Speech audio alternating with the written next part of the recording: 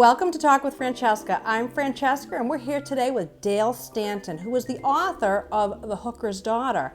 Dale's mother was a hooker, and she's going to tell us today about that story. So welcome, Dale. Thank you, Francesca. Lovely to be here. Thank you. So could you tell our listeners a little bit about your story, sort of where it began and what it was like growing up, being the child of a mother who was a prostitute? Yes, it was in a Boston suburb known as Mattapan in the late 40s, early 50s, and thereafter.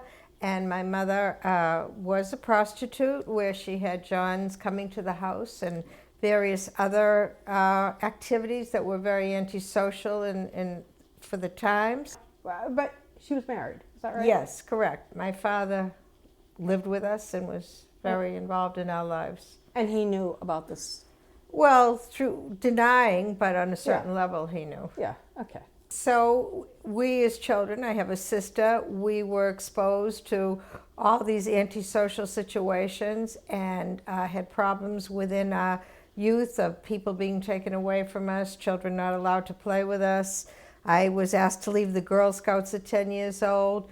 And through the years, we had different scenarios occur that were not the usual set of circumstances. A little bit more than the average dysfunctional family. That's correct. All right. And so were you able to access your feelings? I guess what I wanted to ask you is, how did you feel, or were you old enough to really understand your feelings, or were you sort of taught to kind of have a stiff upper lip and not pay attention to how you feel and just kind of, as you have said, forge ahead? Yes, I think I did understand the feelings, and I think that I made a vow to myself to stay strong under all conditions, that I knew I was on my own in many ways and that I had to be independent. And what about your sister? She was, or she is gay, is that right? That's correct. And so back then, it was people were not as open about it. How did your mother feel about that? Well, that was quite a revelation. At the time, my sister was 16, and we're talking close to 60 years ago. Mm-hmm. And it was definitely not out of the closet, homosexuality, if you will. Mm-hmm. So it was a disgrace and a shame. And in those days, society treated it much more differently than they do now. And it was quite a problem and made her life very difficult. In regard to how my mother felt, she felt terrible because I think that she knew that ultimately my sister was going to be facing a difficult lifestyle, and she was sad for her. So was your mother ashamed of Oh, I believe so. I believe she was, because it was such an unknown factor for those days. I think that she was, and I think that she had guilt that maybe because of the environment that she might have in fact provoked it to happen, which was not true. I mean, what we know in these days.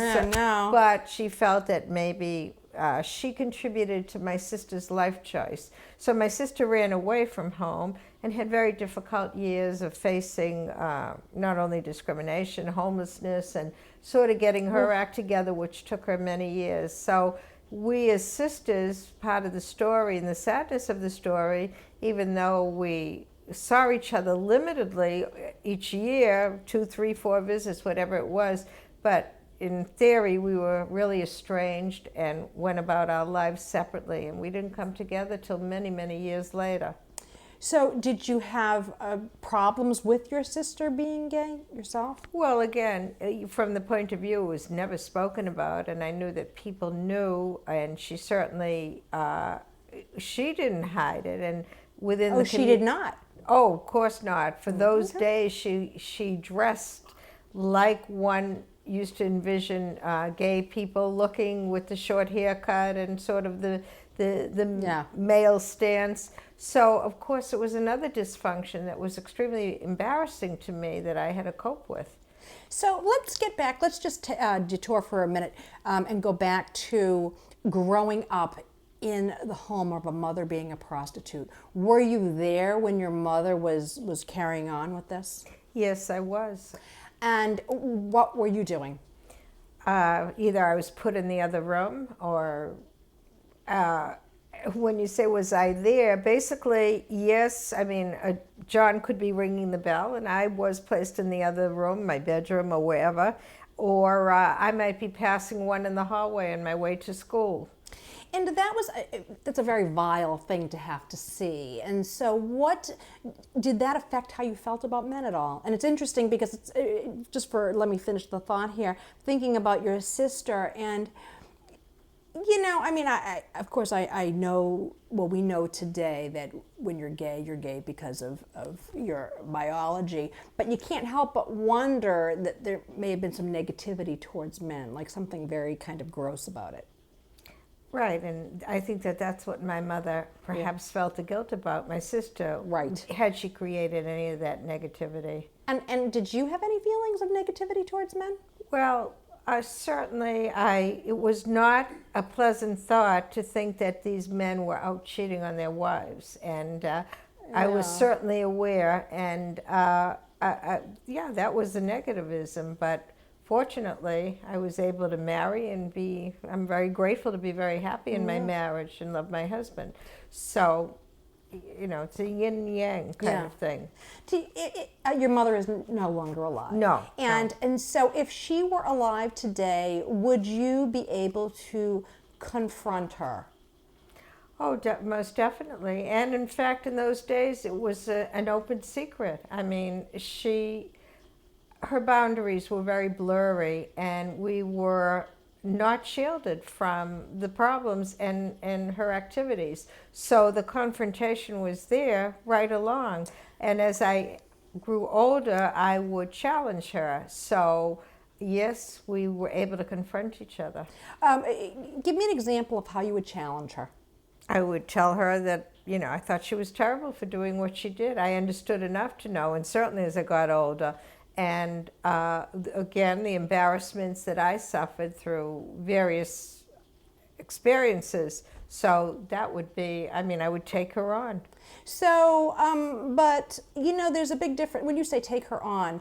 When I think of a confrontation, sometimes there's that sort of sparring and the arguing back and forth, but that's not necessarily really confronting someone. It's certainly not being a doormat either. But when I think of confronting someone in a very real way, it really really is getting the message across, and there's more of a, when you do this, I feel like it made me feel like that, or when you did this, and just sort of a kind of an exchange rather than that, arguing. Because when I was reading your book, I think I remember your mother had stolen from you and you didn't speak to her for quite some time. That's correct. So that's a little different. That's not really confrontation. That's kind of like, I've had enough of you, I'm out of here. Right? Absolutely. Do you know what I'm saying? Whereas, and I'm going to make the assumption that you got some psychological counseling around this, because I can't imagine anybody in their life ever getting through such a thing on their own. Yeah, that's correct. Right. I just can't possibly imagine. I mean, where you've been, who you are today. I can't imagine that you got here just reading self-help books. Oh, that's quite correct. Right? I just can't imagine. No, yeah. So therapy. So, and I'm sure that in therapy, then you were counseled, and there's a way to confront, so that you can really have an openness and really tell the feeling, how you're feeling, so that you then can move on. Would you say that's accurate? Yes, I would. And so, if your mother were alive today, would you be able to have written this book? In a way, I think I probably would have. Would I have? I might not have, only because, in a certain sense, I didn't want to embarrass her. On the other sense, in many ways, I feel it celebrates her in the book. That's what I meant earlier when I said it's not about condemnation necessarily. Obviously, she didn't do many things correctly. However, she had a certain strength and wisdom that, again, she imparted to me, and so I don't see it as all bad. In a certain regard, I think she would have been proud.